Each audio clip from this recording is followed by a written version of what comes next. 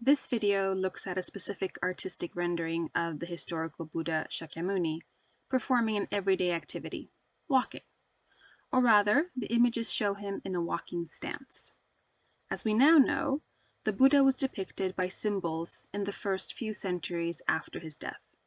At that time, the Buddha walking could be represented by a walking path, or chankrama, on which monks would practice walking meditation. For example, the Buddha spent a week walking in meditation following his enlightenment at Bodh Gaya. Once the Buddha began to be depicted in his anthropomorphic form, it was either as an icon to be worshipped or in a narrative relief. However, at this stage, the Buddha is only shown in 3 different postures: standing, sitting, and reclining. Walking is never used, even in an instance when referring to an episode in which the Buddha would be walking. For example, an 11th century stone relief from eastern India represents the Buddha's descent to earth from Indra's heaven by means of a ladder-like stair. The scene is identified by the stair perfunctorily indicated by parallel lines below the Buddha, and by the presence of Indra on the right and Brahma on the left, the 2 Hindu gods who accompanied him in his descent. The artist was satisfied simply to represent the Buddha as standing, rather than actually walking down the stair. Another method was used in a 2nd to the 3rd century relief from Amaravati, which represents the episode of the presentation of Buddha's son, Rahula, to his father. To suggest walking, the artist has placed a lotus under each of the Buddha's feet. Kings and gods do not usually walk. Kings ride on animals or in vehicles.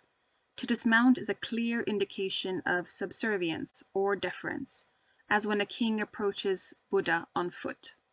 Gods usually either fly or, as with Hindu deities, ride on animal vehicles or vahanas. Furthermore, there is a consistent attempt to separate the gods from the earth. They sit on thrones or lotuses, their feet drawn up, or on footstools. The Buddha was equally a god, and to represent him trudging in the dust was unacceptable to the artist and his audience at that time. This reluctance is reflected in the belief that Buddha hovers above the ground, and to touch it with his feet is an act of grace.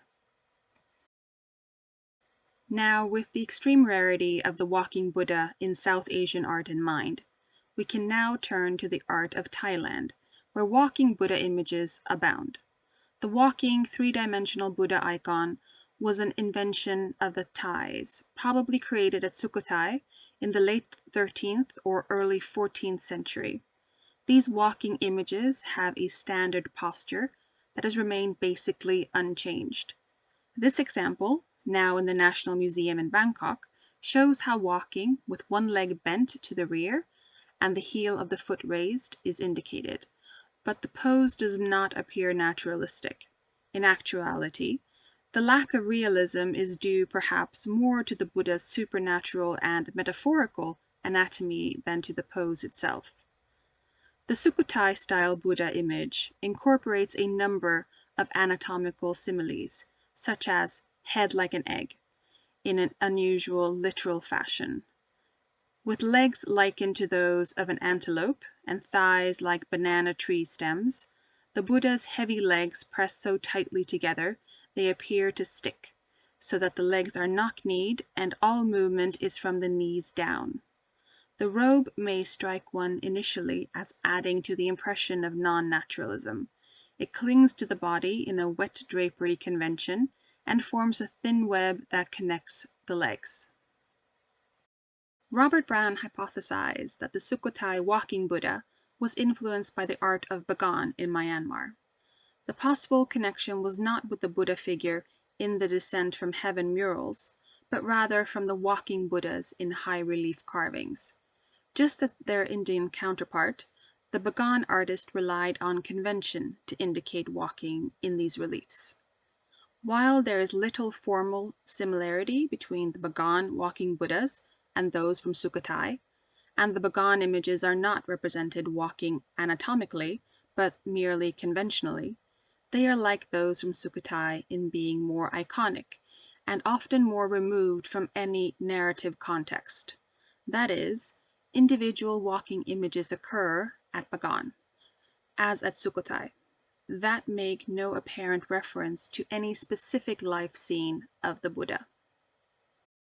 What we can conclude in a search for the formal sources of the Sukhothai walking Buddha is that there appears to be no obvious immediate prototype. To create monumental walking images in relief, and even more so life-size images in the round, is in this light indeed an innovation.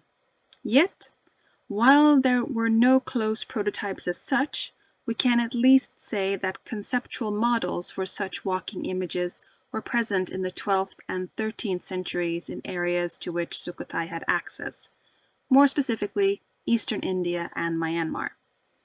There is only speculation as to why the walking Buddha imagery became so popular during the Sukhothai period in Thailand. We can say that the decision to make and stress the walking Buddha must not have been passive. Considering Sukhothai society and the icon's innovative nature, it must have been made by one person or a small group of people. At Sukhothai, this would have been either the king or the leaders of the clergy.